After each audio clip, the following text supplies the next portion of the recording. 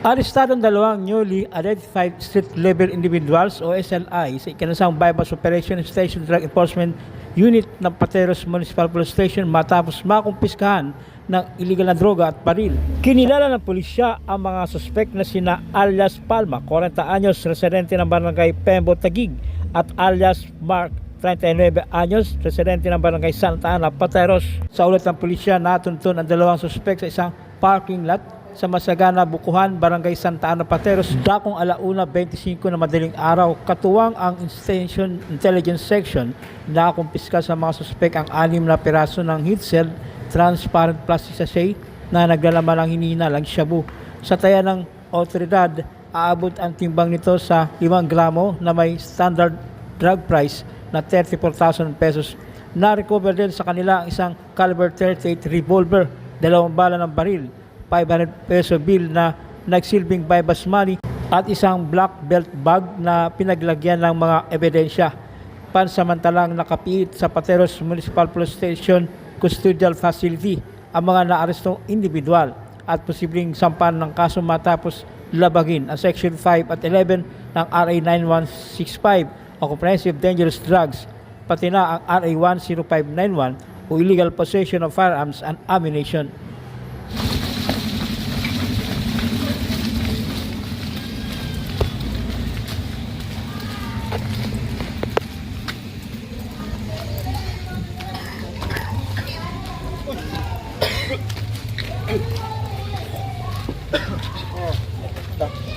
Target natin. Tayo kayo, tayo. Tayo. Meron mo ako sinilas mo. Kasama pa yan? Kasama yan? Ha? Ito lang. Ito yung kinuha yung ano sir, yung binili niya na ano. Sige. Hindi. Asan na yung tarpaulin nga? Kunin mo yung tarpaulin doon. May baril sir? May baril? Sige, i-play safe mo muna. I-safe mo nga muna. Yung tarpaulin. Bye. Doon mo yung tarpaulin. Doon ka. Sige. Tutok. Sa baba! Sa baba! Dalawa sir. Sa baba! Dalawa. Okay. Clear? Clear sir. Yung ano? Ito. Shhh! Tarpaulin. Pakala tarpaulin. Dalawang bala lang sir. Okay.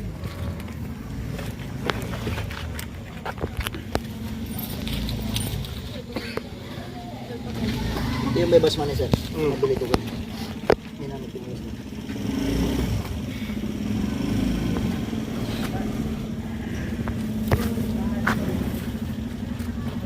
Lima sir. May 5 sasipo sir. Kalahati lang. Inaaresto ko sa pagdadala ng illegal na droga at saka pagbebenta ng illegal na droga at pagdadala ng illegal na baril. Kayo ay Oo nga pala. may ano ka? May lisensya ba yan? May papel ka nito? Yan? Wala po. May pakita ang papel? Wala po. Wala kayong pakita? Sure? Wala. Sige. Tuloy. Kayo ay inaresto ko sa pagdadala ng illegal na droga at saka pagbebenta ng illegal na droga at saka pagdadala ng baril. Kayo ay may karapatang manahimik kung magsawalang kibo. Ano man ang inyong sasabihin ay maaaring gamitin laban o pabor sa hukuman dito sa ating Pilipinas. Kayo rin ay may karapatang kumuha ng sarili nyong doktor para kayo ay pisikal na ipasuri. Kung wala kayong kakayahan, bibigyan kayo ng isa ng gobyerno. Kayo rin ay may kakayahan kumuha ng sarili nyong abogado para kayo ay ipagtanggol. Kung wala naman kayong kakayahan, ang gobyerno magbibigay sa inyo ng isa. Naintindihan niyo ang inyong mga karapatan? Yan mo kuya, intindihan mo. Arestado ang dalawang hinihinalang tulak ng iligal na droga sa ikinasang bypass operation ng Pateros PNP sa Barangay Poblacion, Pateros. Ang operasyon ay sinagawa ng Station Drug Enforcement Unit ng Pateros Municipal Police Station sa panguna ni Police Major Crisanto Agualin. Kinilala ang mga suspek na sina alias Tetel, 25 anyos, residente ng Barangay Comembo, Taguig, at alias Allen, 22 anyos, residente ng Barangay Poblacion, Pateros, at kapwa itinuturing na street level individual. Nakumpiska mula sa kanila ang tinatayang 10 gramo ng hinihinalang shabu na may standard drug price na 68,000 pesos at isang 500 peso bill bilang bypass money. Matapos ang operasyon, agad na isinailalim sa physical at medical na pagsusuri ang mga suspek sa Taguig Pateros District Hospital. Inihanda na rin ang kaukulang kaso laban sa kanila sa ilalim ng RA 9165 o Comprehensive Dangerous Drugs. Kayo ay aking naaresto sa sarang paglabas sa RA 9165. Kaya may karapatan manahimik o magsiwalang kubo. Ano man yung sasabihin ay maaaring gamitin pabor o laban sa inyo sa anumang hukuman dito sa Pilipinas. Kaya may karapatan kumuha ng sarili niyong abogado. Kung kaya ay walang kakayahan pagkakalubang kayo ng isa ng gobyerno. Kaya may karapatan din kumuha ng sarili ng doktor para kayo ay suriin. Kung wala kayong kakayahan pagkakaluban din kayo ng isa. Naintindihan mo ba yung karapatan? Ikaw. Dalawang street-level individual ang naaresto ng mga operatiba ng Station Drug Enforcement Unit sa panguna ni Police Major Agualin sa isinagawang bypass operation sa Rosales Street, Barangay Santa Ana, Pateros. Ayon sa report ng pulisya, bandang 1:35 ng madaling araw nang ikinasa ang drug bust operation laban sa mga suspek na kininalang sina alias Marvin, 48 anyos, at alias Robert, 41 anyos, parehong residente ng Barangay Santa Ana. Nasamsam mula sa mga suspek ang 5 heat-sealed transparent plastic sachet ng hininalang shabu na tinatayang nagkakalaga ng 34,000 pesos at bypass money.